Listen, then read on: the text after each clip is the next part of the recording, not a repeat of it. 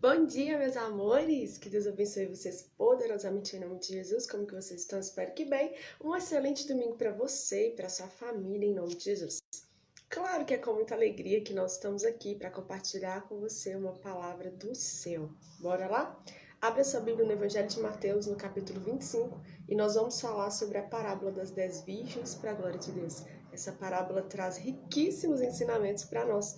E hoje nós vamos ser cheios dessa sabedoria, dessa palavra rema e desses ensinamentos valiosos e preciosos que o nosso Abba quer deliberar sobre nós nesse dia que se chama hoje, nesse tempo que se chama agora. E a palavra nos diz assim, Mateus capítulo 25, a partir do versículo 1. Então o reino dos céus será semelhante a 10 virgens, que pegando as suas lamparinas saíram a encontrar-se com o noivo. 5 delas eram prudentes e 5 delas eram imprudentes e 5 prudentes. As imprudentes, ao pegar as suas lamparinas, não levaram óleo consigo. Mas as prudentes, além das lamparinas, levaram óleo nas vasilhas. E como o noivo estava demorando, todas ficaram sonolentas e adormeceram. Mas, à meia-noite, ouviu-se um grito: Eis o noivo, saiam ao encontro dele. Então, todas aquelas virgens se levantaram e prepararam as suas lamparinas. E as imprudentes disseram às prudentes: Deem a nós um pouco do óleo que vocês trouxeram, porque as nossas lamparinas estão se apagando. Mas as prudentes responderam: Não, porque então vai faltar tanto para nós como para vocês. Vão aos que o vendem e comprem óleo para vocês. E saindo elas para comprar, chegou o noivo, e as que estavam preparadas entraram com ele para a festa do casamento, e fechou-se a porta. Mais tarde chegaram as virgens imprudentes, dizendo: Senhor, Senhor, abra a porta para nós. Mas o noivo respondeu: Em verdade lhes digo que não as conheço. Portanto, vigiem, porque vocês não sabem o dia e nem a hora. E é obviamente que essa parábola Jesus estava ali deliberando um ensino sobre a volta dele mesmo, né? Sobre o reino de Deus estar já entre aquelas pessoas, sobre ele deliberar esse ensino, esse conhecimento sobre aquelas pessoas e ativar dentro delas essa verdade de que Jesus, ele seria morto, né? Entregue ali à morte de cruz, para que todo aquele que nele cresce ou crê não viesse a perecer, mas viesse a ter a vida eterna. Então ele estava falando sobre algo verdadeiro, algo que estava por acontecer, porque ele seria assunto aos céus, mas ele deixou ali o seu povo com essa promessa, ele nos deixou com essa promessa: eu vou preparar lugar, mas eu vou voltar para buscar vocês. E é interessante porque a palavra, essa parábola, o que são as parábolas? São histórias que o Senhor Jesus contava ali no meio do povo, usando coisas corriqueiras e típicas do cotidiano daquele povo, usando exemplos que aquele povo estava acostumado a vislumbrar no seu dia a dia. Então, seria algo para que eles pudessem facilmente aplicar em suas vidas, porque era algo ali daquele tempo, daquela circunstância. Então, se a pessoa estivesse ligada realmente no reino, se ela estivesse ali não só por aquilo que as mãos de Jesus podia dar e fazer por elas, mas se elas também estivessem com o coração desejosos ali aos pés de Jesus, né, para receber um ensino genuíno, para que a vida delas pudesse ser totalmente transformada e direcionada para a eternidade. Então, com certeza, elas iam conseguir captar a mensagem que Jesus estava ali deliberando sobre elas. E Jesus, aqui nessa parábola, ele fala sobre essas 10 virgens, ele fala sobre 5 serem prudentes e 5 serem imprudentes, mas uma curiosidade muito interessante é quando Jesus ele faz menção à lamparina. Porque a lamparina, ela é uma lâmpada pequena que emite pouca luz. É uma luz bem enfraquecida. E essa lamparina, ela traz consigo uma espécie de vasilha, uma espécie de recipiente onde é colocado um combustível, seja ele o querosene, seja ele o óleo de oliva, seja ele o azeite. E aí nós precisamos entender algo, que existe ali nessa lamparina um pavio. O que é o pavio? Sabe quando a gente compra uma vela? Aquele barbantezinho da vela, aquilo é o pavio. É onde a gente vai fazer com que haja luz por meio daquela vela. Então nós precisamos entender isso. Essa lamparina, então, ela tinha esse recipiente onde era se colocado combustível e existia esse pavio. Para que essa pequena lâmpada pudesse emitir essa luz, mesmo que enfraquecida, esse pavio precisava estar mergulhado nesse combustível, seja o azeite, seja o querosene, seja o óleo de oliva. E quando ele era totalmente mergulhado ali nesse combustível, ele passava por uma espécie de argola de madeira. E quando ele passava por essa argola de madeira, aí então ele se acendia. E aí então essa lamparina irradiava essa luz. E é interessante porque nós trazendo isso para o mundo espiritual, nós podemos fazer uma analogia dessa lamparina como sendo a fé. Porque a palavra do Senhor nos fala que uma porção de fé foi depositada em cada um de nós. E a palavra também nos diz que essa fé não precisa ser tão grande, que se ela for como um grãozinho de mostarda já é o suficiente para nós crermos que Jesus é Deus, é o suficiente para nós vivermos então caminhando com o Senhor Jesus. Entretanto, a palavra também nos traz nas características do fruto do Espírito a fé, como sendo uma dessas características. E a palavra também nos traz a fé como sendo um dos dons espirituais, nos mostrando que é importante nós aquecermos essa fé, nós fazemos o exercício dessa fé, assim como nós fazemos o exercício de um músculo do nosso corpo, a fim de que ele cresça. E aí nós vamos entender que esse líquido colocado nessa lamparina, nesse recipiente, nessa vasilha, ele é a tipologia do Espírito Santo.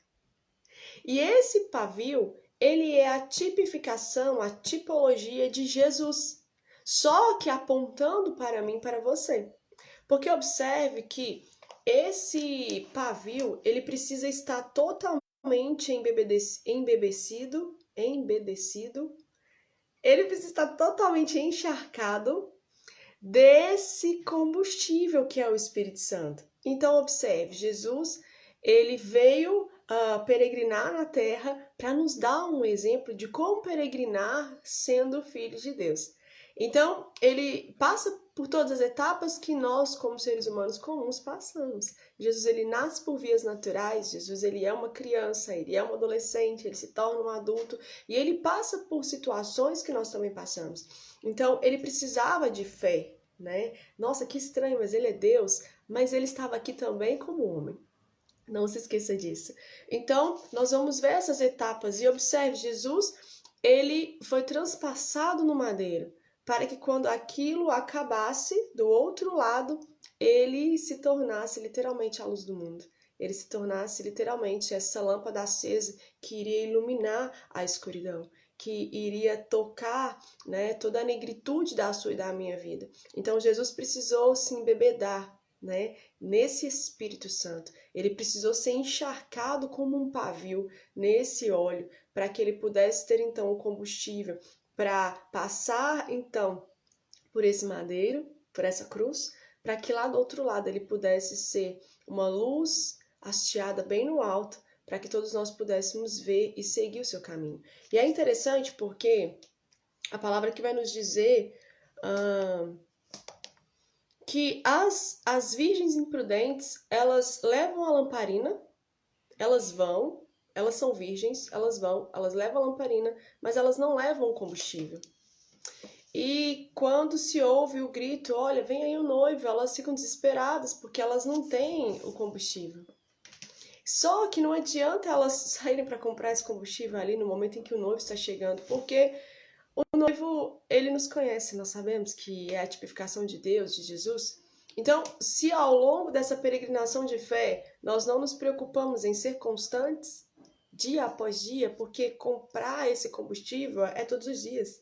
É a minha constância com o Senhor, é a minha devoção, é a minha vida devota ao Senhor. Então, se eu não faço isso diariamente, para que eu vou fazer naquele último momento? Né? O Senhor som dos nossos corações. Ainda que essas virgens tivessem chegado a tempo, eu não acredito que elas entrariam nesse repouso, porque o Senhor sabia que não era só ali naquele momento que elas se desligaram disso, é porque elas nunca se preocuparam com isso. E assim somos nós.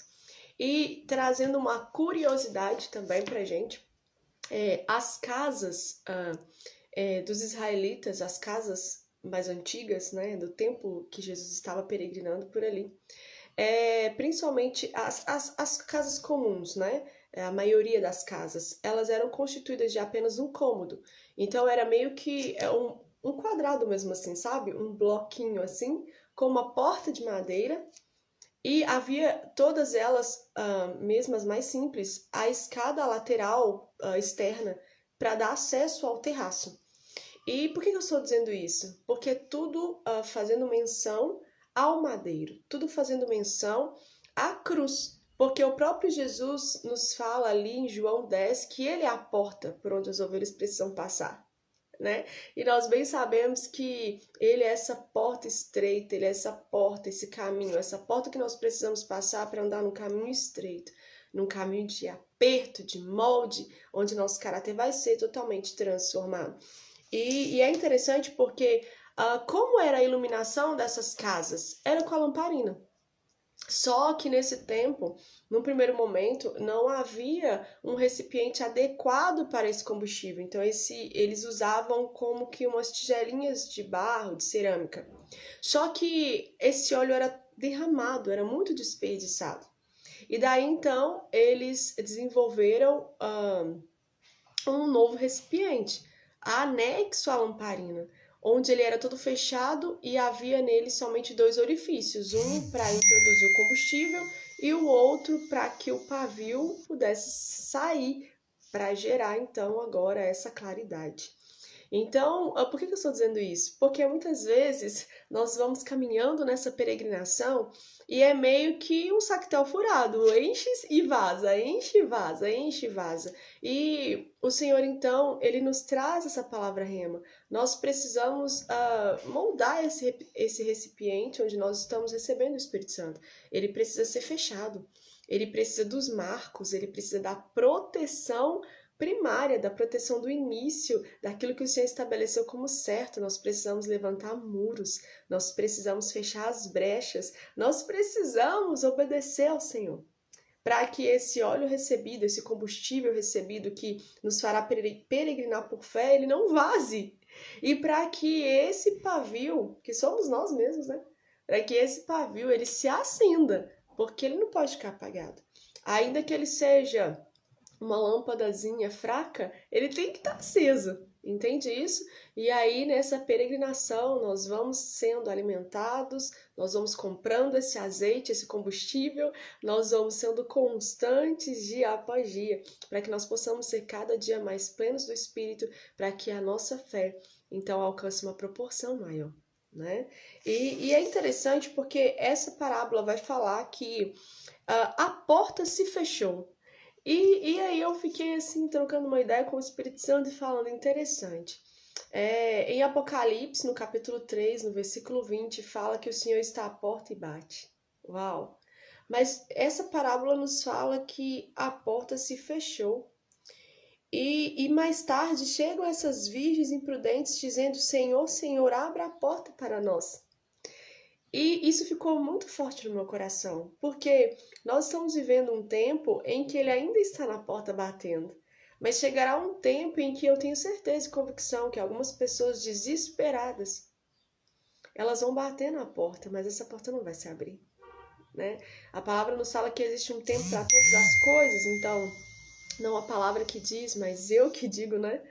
Há tempo de bater na porta, mas há tempo de fechar a porta. Né? Há tempo de alguém estar ali insistindo com você para que você abra o seu coração, mas haverá um tempo em que essas mesmas pessoas vão dar as costas para você, porque no final é a sua decisão, é a minha decisão. E é interessante porque esse pedacinho também faz menção ao Evangelho de Mateus mesmo aqui no capítulo 7.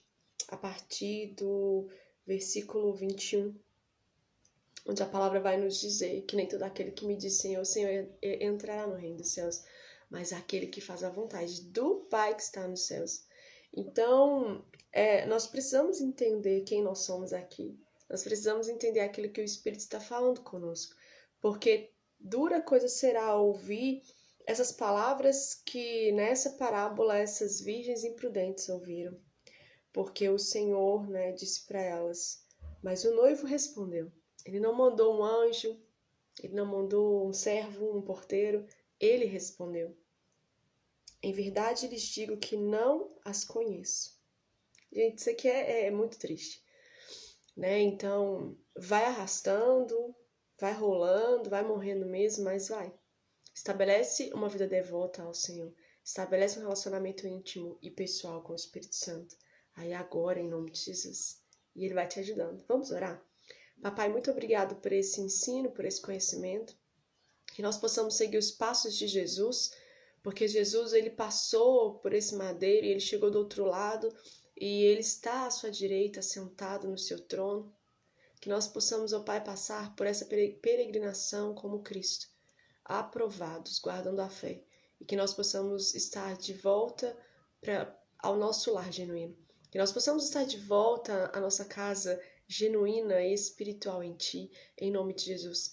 E que nós não venhamos a ter preguiça de galgarmos um relacionamento pessoal com o Senhor genuíno. Que nós não venhamos a querer bater na porta depois que ela se feche, mas que nós possamos nos levantar e abrir a porta hoje, porque o Senhor está à porta batendo hoje mais uma vez. Ah, Pai, Tu és alabaçô de canter e vassuio menicai, maravilhoso.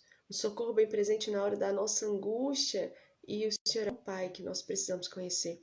Porque muitas vezes nós colocamos o nosso coração em pessoas e em coisas e tentamos preencher o vazio que só a Tua doce presença pode preencher. Arranca de nós a dependência dos homens, a dependência de pessoas, de coisas, e coloca o nosso coração disponível a Te receber hoje como Abba, como Pai, como o amor que nós precisamos conhecer, porque o Senhor é o amor das nossas vidas. O Senhor é aquele amor que se entregou naquele madeiro, que morreu em nosso lugar. Não existe amor maior que esse. Que nós possamos nos alegrar por isso. Que nós possamos ser totalmente plenos por isso. Em nome de Jesus. Desperta, Pai, todas as noivas que estão imprudentes, para que elas possam se tornar noivas prudentes, noivas que buscam, que esperam e que lutam para ter uma vida íntima com o Senhor. É o que eu te peço em nome de Jesus. Amados, que Deus abençoe vocês assim ó, poderosamente em nome de Jesus. Tenha aí uma semana abençoada e poderosa, uma semana de reflexão, de arrependimento, uma semana de quebrantamento em nome de Jesus Cristo. Que Deus te abençoe. Seja uma noiva.